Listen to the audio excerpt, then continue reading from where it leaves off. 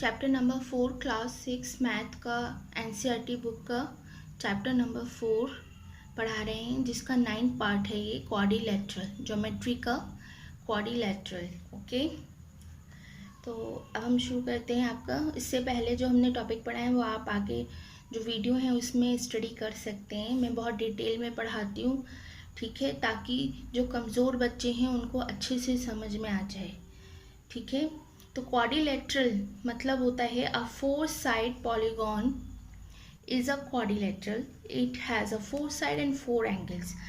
देखिए, मैंने आपको ट्रायंगल बताया था जिसमें 3 साइडेड थी, इसमें 4 साइड होती हैं, इसीलिए इसे क्वाड्रिलेटरल कहते हैं। ठीक है, इसकी 4 साइड होती हैं और इसमें देखिए यहाँ पे एक एंगल ये बन रहा है, एक एंगल ये बन रहा है, एक ये बन रहा है और एक ये, तो इसके 4 एंगल्स होते हैं ए बी सी डी करके। It has a 4 sides, this an angle and this. Okay, angle A, angle B, angle C, angle D.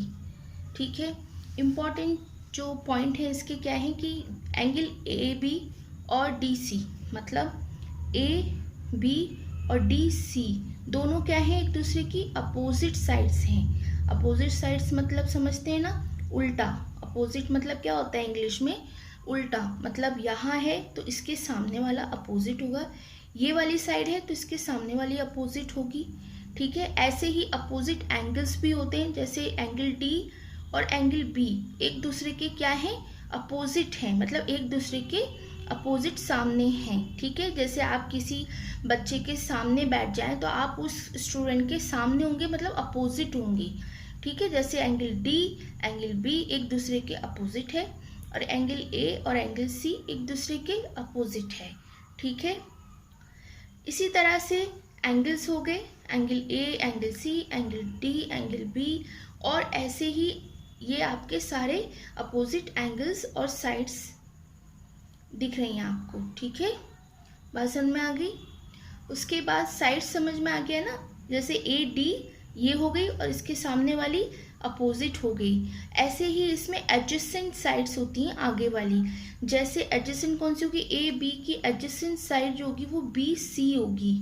ठीक है, या डी ए की एडजेसेंट साइड कौन सी होगी, उससे आगे वाली को कहेंगे ए बी वाली, डी ए की ए बी वाली एडजेसेंट साइड हो जाएगी। ठीक है, ऐसे ही एडजेसेंट एंगल्स होते हैं, जैसे एंगल ए एंगल बी इसका आगे वाला एंगल है तो एडजेसेंट एंगल हो जाएगा, ऐसे बी का सी हो जाएगा, डी का ए हो जाएगा। ठीक है, बात समझ में आ गई। यही आपके क्वेश्चंस आते हैं आपके पेपर में कि फिगर देकर पूछते हैं एडजेसेंट एंगल बताइए, अपोजिट एंगल बताइए, साइड्स बताइए, तो आप उसे अच्छे से बता सकते हैं। आप कौन हैं, आप कौन हैं, क्यों, बस बस बस।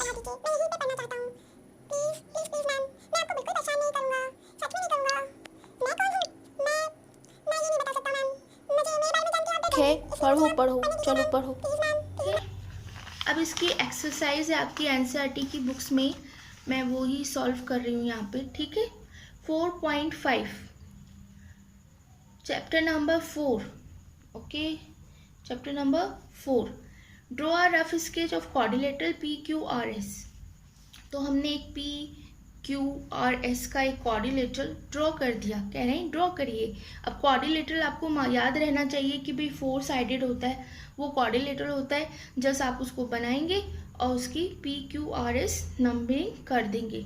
आप ये नेमिंग इधर से भी कर सकते थे और हमने इधर से कर दी है, बात एक ही है।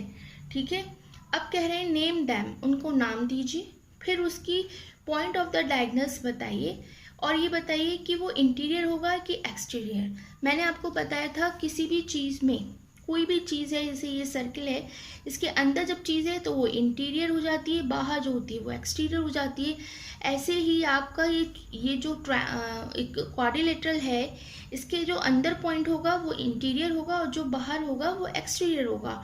तो इसका मतलब ये है कि पूछ रहे हैं डायगोनल। मैंने आपको बताया था जब कोई भी 2 पॉइंट, अपोजिट 2 पॉइंट मिल जाते हैं उसे हम डायगोनल कहते हैं।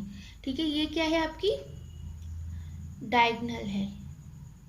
तो इसमें 2 डायगोनल है, एक कौन सी क्यू एस और एक कौन सी है पी आर, और कहाँ पे कट कर रही है, ओ पॉइंट पे कट कर रही है। समझ में आ रहा है। Diagonal is a point joined by a point Q and S and P and R। ठीक है, ये जोड़ दी, फिर ये वाली जोड़ दी, ये दोनों क्या है आपकी डायगोनल्स हैं और ये O पॉइंट पे आपके मिल रही हैं। ठीक है, which is the interior of the quadrilateral. अब पूछा है ना यहाँ पे कि कौन सा नेम बताइए उन डायगोनल से जो मिल के बन रहा है, और ये भी बताइए कि वो इंटीरियर है या एक्सटीरियर है। तो वो इंटीरियर है क्योंकि वो क्वाड्रिलेटरल के अंदर है। ठीक है, next, draw a rough sketch of quadrilateral KLMN and state. अब इन्होंने कहा कि एक क्वाड्रिलेटरल ड्रॉ करिए KLMN, हमने ड्रॉ कर दिया जस्ट। ठीक है, एक क्वाड्रिलेटरल ड्रॉ किया, उसको नाम दे दिया KLMN। ठीक है, अब पूछा है, पहला इसमें क्वेश्चन दिया है ए पॉइंट। ठीक है, कि two pair of opposite side बताइए। अपोजिट साइड्स दो पेयर बताने, एक पेयर तो ये हो गया, ये एक हो गया, और एक पेयर ये वाली साइड का हो गया। तो कौन सा हुआ, KL और NM एक पेयर हो गया, this is a one pair, and this is a second pair, this one and this one. ठीक है, तो ये अपोजिट हो गए ना एक दूसरे के, ये इसके अपोजिट हो गया, ये इसके अपोजिट हो गया। ओके, उसके बाद देखिए, आपको समझ में आ रहा है ना। मैं आपके लिए आगे जो वीडियो बनाऊंगी उसमें थोड़ा सी इंटरेस्टिंग करूंगी, ताकि आपको पढ़ते पढ़ते थोड़ा सा मजाक, हंसी मजाक भी होना चाहिए। थोड़ा बोरिंग हो जाता है, आई नो दैट। ओके, तो उसके लिए मैं सोच रही हूँ, अगर आपके पास कोई आइडिया हो तो प्लीज़ मुझे कमेंट बॉक्स में बताइएगा कि मैम आप थोड़ा सा इसमें ऐसे करिए, थोड़ा आइडिया दे सकते हैं। और अगर आपको कोई क्वेश्चन पूछना है तो वो भी आप हमें कमेंट बॉक्स में बता दीजिए, तो हम आपको अपना Telegram number code email ID दे देंगे, तो आप उस पर हमें भेज सकते हैं। ठीक है, टेलीग्राम पर भी भेज सकते हैं। तो क्वेश्चन, आपको कोई भी क्वेश्चन हो, हम उसे सॉल्व करके आपको इसी पे वीडियो बना के अपडेट कर देंगे। Okay, two pair of adjacent side. अब पूछ रहे हैं two pair of adjacent side कौन सी है, एडजेसेंट कौन सी होती है, ए फॉर आगे। तो एडजेसेंट साइड कौन सी हो गई, जैसे NM की ML हो जाएगी, जैसे KL की KM। कौन सी पूछी, two pair of adjacent side, तो KL की KN ये वाली हो गई। ठीक है, और MN की ML हो गई। ठीक है, पीछे का भी हो सकता है, जैसे एडजेसेंट क्या है, इस साइड की एडजेसेंट साइड ये भी है और ये भी है, तो दोनों में से दोनों बता सकते हैं आप। ठीक है, ऐसे ही KL की ये भी हो सकती है, ये भी हो सकती है, तो LM बता दिया। ऐसी MN की MK भी हो सकती है, और MN की ML भी हो सकती है। ठीक है, ML ऊपर बताया था, इसलिए ये 4 पेयर ऑफ एडजेसेंट साइड आपकी हो गई। ठीक, उसके बाद two pair of adjacent angles बताने हैं।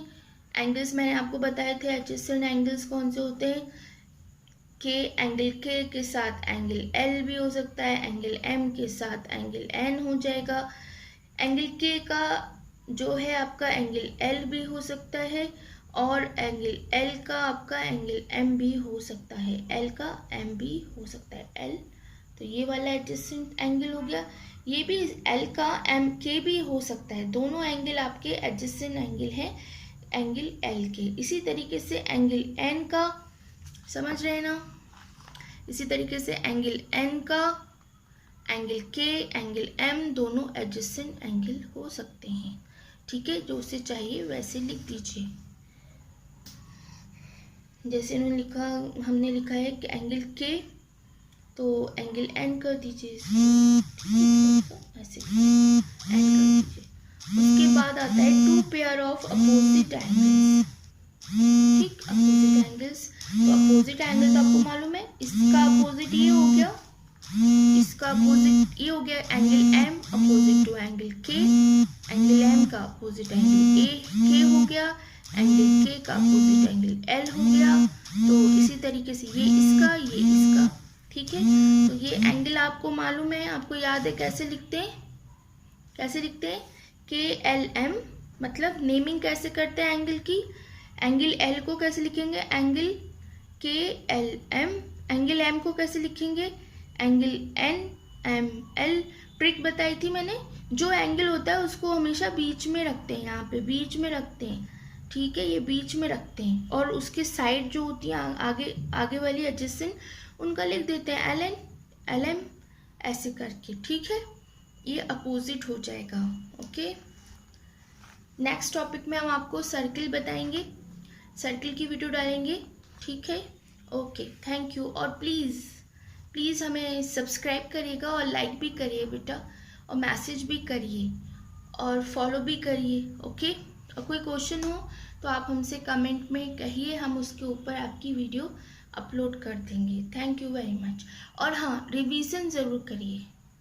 जो बच्चे अच्छे नंबर नहीं लाते हैं, जिनके 60 नंबर आ जाते हैं, 70 आ रहे हैं, वो चाहते हैं अच्छे नंबर आए, तो बेटा उसका एक ही तरीका है, आप टॉपिक्स को बार बार रिपीट करिए। आप ये समझ लीजिए कि मुझे एक क्वेश्चन को कम से कम 10 बार करना है, आंखें बंद करके, बस समझ लीजिए कि अगर आता भी है तो भी आपको 10 बार रिवाइज करना है। कभी कभी ओवर कॉन्फिडेंस में भी इंसान मारा जाता है, तो वो मत करिए प्लीज़। एक एक्सरसाइज को कम से कम 10 टाइम्स रिपीट ज़रूर करिए, उसका रेगुलर रिवीजन करिए, ठीक है। इसी से आपकी प्रैक्टिस होगी और इसी से आपके नंबर और परसेंटेज इंक्रीज करेगी। Thank you. मैम मैं यहाँ रोज पढ़ने आ जाऊँ? मैं जब भी पढ़ने आऊँगा आप मुझे पढ़ा दीजिएगा प्लीज। Ma'am thank